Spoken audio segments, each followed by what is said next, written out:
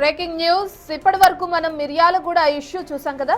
అర్హత లేకపోయినా ఏకంగా కంటి ఆపరేషన్లు చేసే స్థాయికి దిగిన 5గురు కేటుగాళ్లను పోలీసులు ఇప్పటికే అరెస్టు చేశారు. వీరికి కనీసం విద్యార్హత లేదు, కానీ కంటాసుపత్రుల్లో డాక్టర్లుగా చలామణయ్యారు. సేమ్ ఇలాంటి సిచ్యువేషన్ హైదరాబాద్ లో కూడా ఉంది. కొన్ని హాస్పిటల్స్ కు అనుమతులు లేవు, కొన్నిటిలో అర్హత ఉన్న డాక్టర్లు లేరు. ఇదే విషయాన్ని బిగ్ టీవీ వెలుగులోకి తీసుకొచ్చింది. ఏకంగా నగరంలో నిబంధనలు పాటించని హాస్పిటల్స్, మెడికల్ షాపుల సంఖ్య 281గా ఉందన్న విషయాన్ని వెలుగులోకి తీసుకొచ్చింది.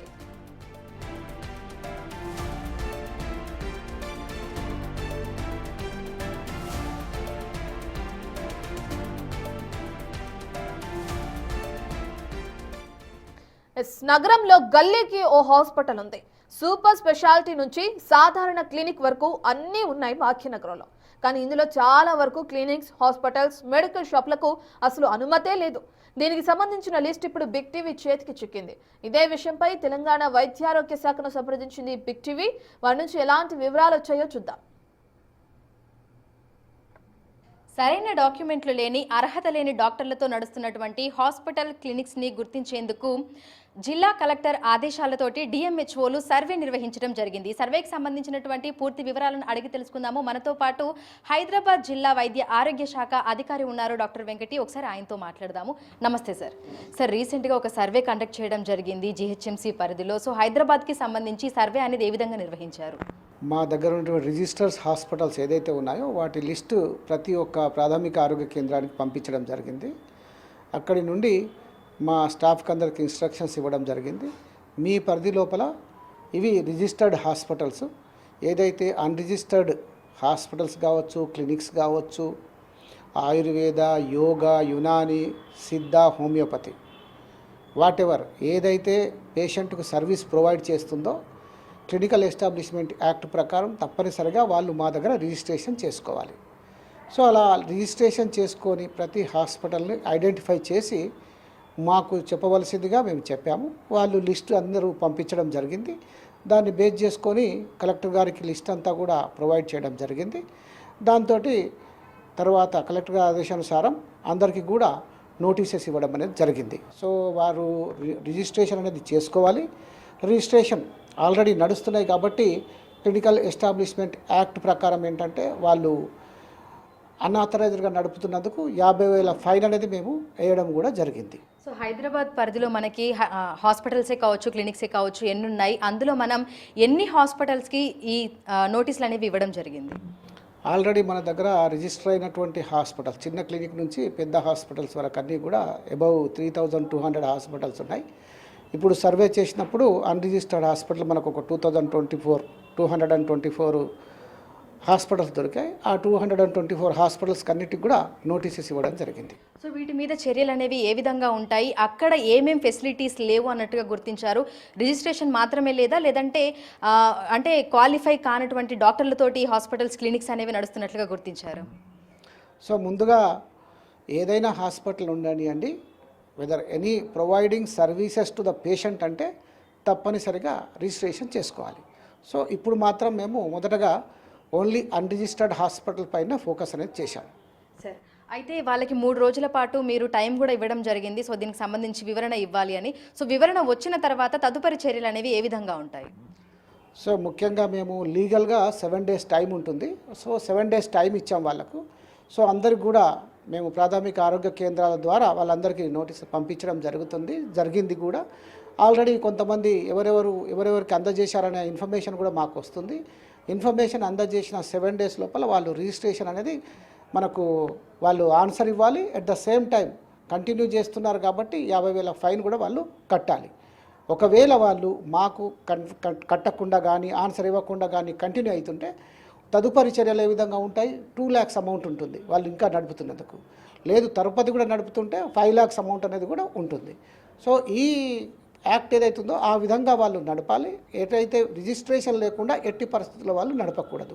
సో వన్స్ అంటే వాళ్ళు రిజిస్ట్రేషన్ చేసుకున్న తర్వాత మనకి అమౌంట్ అనేది పే చేసిన తర్వాత మనం అక్కడ అంటే ఏమేమి ఫెసిలిటీస్ ఉన్నాయని చూస్తారు. ఎందుకంటే ఒక హాస్పిటల్ కానీ క్లినిక్ కానీ పెట్టాలి అని అంటే నామ్స్ ప్రకారంగా ఉండాలి, ఎన్ఎంసీ నామ్స్ ప్రకారంగా. సో అక్కడ ఆథరైజ్డ్ డాక్టర్స్ ఉన్నారా లేరా, లేదంటే ఆ హాస్పిటల్కి సంబంధించినటువంటి ఎక్విప్మెంటే కానీ బయోమెడికల్ వేస్టేజ్కి సంబంధించినటువంటి ఆ పూర్తిగా డిపార్ట్మెంట్స్ ఉన్నాయా లేవా అనేది ఇవన్నీ కూడా చూసేటువంటి అవకాశం ఉంది అంటారా?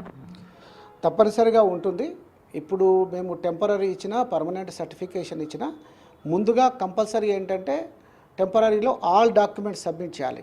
సో ఫస్ట్ అక్కడ బిల్డింగ్కు పర్మిషన్ ఉండాలి, ఎన్ని బెడ్స్ కోసం అప్లై చేస్తున్నారు, అలాగే అక్కడ డాక్టర్స్ అందరు తెలంగాణ మెడికల్ కౌన్సిల్లో రిజిస్టర్ అయి ఉన్నారా లేదా, అండ్ పారామెడికల్ స్టాఫ్ ఉంటే తెలంగాణ మెడికల్ కౌన్సిల్ బోర్డులో పారామెడికల్ బోర్డులో రిజిస్టర్ అయి ఉన్నారా లేదా, ఎంతమంది స్టాఫ్ ఉన్నారు, హెచ్ఆర్ ఎంతమంది ఉంది, అలాగే ఎక్విప్మెంట్ ఏముంది, ఆ ఎక్విప్మెంట్కి సంబంధించిన డీటెయిల్స్ కూడా వాళ్ళు ఇవ్వాల్సి ఉంటుంది. దాంతోపాటు ఎస్టీపీ అనేది ఒకవేళ bedded hospital more than 10 beds కనుక ఉన్నట్టయితే వాళ్ళు ఎస్టీపీ సివరేజ్ ట్రీట్మెంట్ ప్లాంట్ కూడా పెట్టుకున్నారా లేదా, ఆ తర్వాత మోర్ దాన్ బెడెడ్ హాస్పిటల్ అయినట్టయితే, చిన్న క్లినిక్ అయిపోయినట్టయితే వాళ్ళ ఫైర్ ఎన్ఓసి సర్టిఫికేట్ ఉందా లేదా, బెడెడ్ హాస్పిటల్ అయితే ఫైర్ ఎన్ఓసి సర్టిఫికేట్ ఉందా లేదా, ప్లస్ వీటన్నిటితో పాటు పొల్యూషన్ కంట్రోల్ బోర్డు సర్టిఫికెట్, ఆ తర్వాత బయోమెడికల్ ఇది వాళ్ళతోటి టైఅప్ కావడము, ఇవన్నీ కూడా కంపల్సరీ చూస్తాం. అవి లేకుండా ఎట్టి పరిస్థితుల్లో టెంపరరీ కానివ్వండి, పర్మనెంట్ కానివ్వండి, పర్మిషన్ అనేది ఇవ్వం. టెంపరరీ మాత్రం వాళ్ళు కనుక అన్ని డాక్యుమెంట్స్ జత చేసి మాకు సబ్మిట్ చేసినట్టయితే వితిన్ 10 days టైంలో మేము విధిగా పర్మిషన్ అనేది ఇవ్వాలి. ఆ విధంగా వితౌట్ వెరిఫికేషన్, ఎందుకంటే వాళ్ళు సబ్మిట్ చేసినవి చూసేసుకొని పర్మిషన్ అనేది ఇస్తాం. ఏవైతే మీరు 224 హాస్పిటల్స్ అండ్ క్లినిక్స్ గుర్తించారో ఇవి పేరు పొందిన హాస్పిటల్స్ అని చెప్పుకోవచ్చా, లేదంటే ఈ మధ్య కాలంలో ఈ గల్లీలలో కానీ కాలనీలలో కానీ ఏర్పాటు అవుతున్నటువంటి హాస్పిటల్స్ అనుకోవచ్చా? అన్నీ ఉంటాయి. దాంట్లో పేరు పొందిన హాస్పిటల్స్ ఉండొచ్చు, గల్లీలలో ఉండే హాస్పిటల్స్ ఉండొచ్చు, డెంటల్ క్లినిక్ ఉండొచ్చు, ఫిజియోథెరపీకి ఉండొచ్చు, ఆయుష్ ఉండొచ్చు, ఏదైనా ఉండొచ్చు. లెక్క ప్రకారం క్లినికల్ ఎస్టాబ్లిష్మెంట్ యాక్ట్ లెక్క ప్రకారం ఏంటంటే those who are providing treatment to the patient they should get registration. After that only they should practice. అంటే హాస్పిటల్ పెట్టడానికి, ప్రాక్టీస్కి కాదు, హాస్పిటల్ పెట్టడానికి వాళ్ళు అర్హులు. సో నా క్రైటీరియా హాస్పిటల్ పెట్టడం. సో దాని ప్రకారం అలా లేని వాటికి అన్నిటికీ నోటీస్ ఇచ్చాం. ఈ సర్వే ఇంకా కూడా కొనసాగుతుంది. ఈ సర్వే ఇంకా కూడా రిజిస్ట్రేషన్ కానీ మాకు దొరుకుతున్నట్టయితే ఇమీడియట్గా వాళ్ళకు నోటీస్ ఇవ్వడం, ప్లస్ 50,000 రూపీస్ పెనాల్టీ కూడా వేయడం అనేది జరుగుతూ ఉంటుంది. అండ్ మరియు వాళ్ళు అది లేకుండా లేదు మేము ఇట్లా కంటిన్యూ చేస్తామనుకుంటే తదుపరి పెనాల్టీస్ కూడా ఉంటాయి. తదుపరి పెనాల్టీస్ కట్టనట్టయితే ఇమీడియట్గా వాళ్ళు పెనాల్టీ కట్టకుండా వితౌట్ రిజిస్ట్రేషన్ మాత్రం హాస్పిటల్ నడపడానికి వీల్లేదు. పూర్తిగా సీజ్ చేస్తారా హాస్పిటల్స్? కట్టడానికి వీల్లేదు. తదుపరి చర్యలు అనేవి మేము డిఫరెంట్ డిపార్ట్మెంట్స్కు యాక్షన్స్కు నివేదించడం అనేది జరుగుతుంది. అక్కడ ఒక డాక్టర్ ఉన్నాడు, ఆథరైజ్డ్ హాస్పిటల్లో ప్రాక్టీస్ చేస్తున్నాడు అంటే అతను తెలంగాణ మెడికల్ కౌన్సిల్ రిజిస్ట్రేషన్ నుండి ప్రాక్టీస్ చేస్తున్నాడు, లేదనుకుంటే తెలంగాణ మెడికల్ కౌన్సిల్కి రిజిస్ట్రేషన్ జరుగుతుంది. ప్లస్ ఆ డాక్టర్ కూడా ఒకవేళ ఆ డాక్టర్ అక్కడ అనాథరైజ్డ్ హాస్పిటల్లో పనిచేస్తుంటే ఆ డాక్టర్కి కూడా 25,000 పెనాల్టీ అనేది కూడా వేయడం అనేది జరుగుతుంది. మాకున్నటువంటి యాక్ట్లో ఉన్నటువంటి నిబంధనల మేరకు తప్పనిసరిగా చర్యలు అనేవి తీసుకుంటాం. కాబట్టి నేను రిక్వెస్ట్ చేసేది ఏంటంటే వెదర్ ఇట్ ఈజ్ ఆయుష్ కావచ్చు, అంటే ఆయుష్లో ఆయుర్వేద కావచ్చు, యోగా కావచ్చు, యునాని కావచ్చు, సిద్ధ కావచ్చు, హోమియో కావచ్చు. అండ్ అలాగే ఇక్కడ కొన్ని హాస్పిటల్స్ అతర డిగ్రీస్ తోటి డిపార్ట్మెంట్స్ తోటి నడుస్తున్నాయి అనేది కూడా ఒకటి వస్తూ ఉంది. దానికోసం కూడా మేము ఆయుష్ బోర్డుకు రాస్తాం. ఒకవేళ ఆయుర్వేదాలో ఈ ఆయుష్ హాస్పిటల్స్ కనుక ఏవైనా రిజిస్ట్రేషన్ కనుక ఇప్పుడు ఎలాగైతే అల్లోపతిక్ డాక్టర్స్ తెలంగాణ మెడికల్ కౌన్సిల్లో రిజిస్ట్రేషన్ చేసుకుంటారో అదేవిధంగా ఆయుర్వేద, యోగా, యునాని, సిద్ధ, హోమియో వాళ్ళు కంపల్సరీ తెలంగాణ ఆయుష్ బోర్డులో రిజిస్ట్రేషన్ అనేది చేసుకోవాలి. అక్కడ రిజిస్ట్రేషన్ చేసుకోకుండా ఉంటే మాత్రం కంపల్సరీగా మేము వాళ్ళకు కూడా పర్మిషన్ అనేది నడపడానికి ఇవ్వం.